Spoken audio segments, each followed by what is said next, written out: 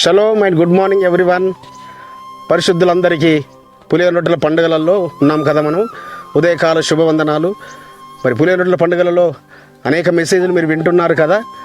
అదేవిధంగా అనుదిన కృపవాక్యం కూడా మీరు వింటున్నారు.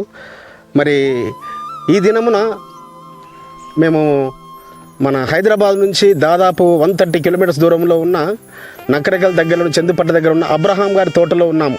పరిశుద్ధులారా, గత 2 వారాల క్రితం ఈ అబ్రహాం గారి తోట గురించి నేను ప్రస్తావించాను మీతో. అనుదిన కృపావాక్యం మీకు అందరు గుర్తుండి ఉంటుంది.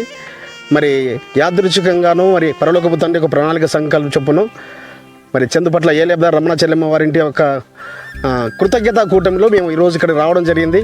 ఇక్కడ మరి అబ్రహాం గారి తోటలో మరి ఈ తోటను చూసుకుంటున్న అబిగైల్ గారు కూడా మన మధ్యలో ఉన్నారు. అయ్యో, దాదాపు 100 ఎకరాల తోట ఇది.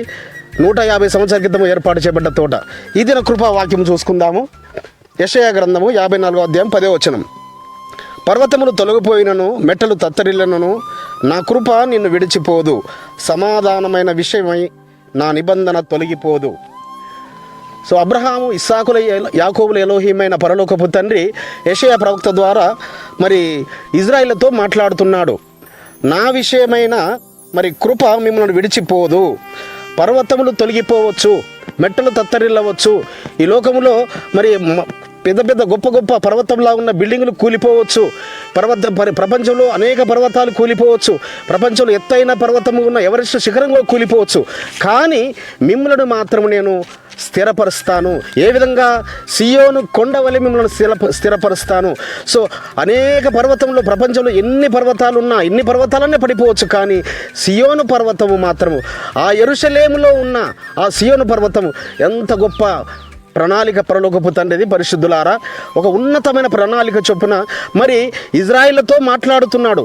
ఆత్మీయ ఇజ్రాయిలమైన మన నజరేడైన యెషువా మెస్సీయ ద్వారా ఆయన రక్తంతో కొనబడి మన వెలపెట్టి కొన్నాడు. ఆయన సొత్తుగా మనల్ని చేసుకున్నాడు. ఈ పులిహోర రొట్టెల పండుగ రోజులలో మరి ఈ యొక్క శ్రేష్టమైన అబ్రహాం గారి తోటలో మరి ఉండి ఈ యొక్క జీవవాక్యమును పంచుకోవడానికి పరలోకపు తండ్రి చూపిన కృపను బట్టి, ఆయన మనకు ఇచ్చిన రక్షణను బట్టి మనల్ని కూడా పర్వతముల వలె స్థిరపరుస్తానన్నాడు. ఆ యొక్క పర్వతములను ఎందు విశ్వాసం ఉంచిన వారు, ఆ యెరూషలేము యందు విశ్వాసం ఉంచిన వారు, యెరూషలేము నుంచి బయలుదేరి వచ్చిన యెషువా మెస్సీయ యందు విశ్వాసం ఉంచిన వారిని ఆ పర్వతములలాగా స్థిరపరుస్తాడు. ఈ లోకంలో ఎందరైనా కూలిపోవచ్చు, కానీ మనల్ని ఆయన స్థిరపరుస్తానని వాగ్దానం ఇస్తున్నాడు. అట్టి కృప మనందరికీ అనుగ్రహించును గాక. ప్రార్థన చేసుకుందాం.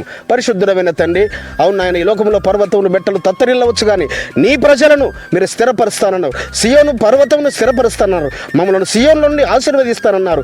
అట్టి కృప నీ పిల్లమైన మాకు అందరికీ ఇచ్చి అబ్రహాము యొక్క సంతతిగా మమ్మల్ని దీవించమని నజరేయుడైన యెషువా మెస్సీయ నామమున స్తుతించి ప్రార్థించి వేడుకుంటున్నాం పరమ తండ్రి.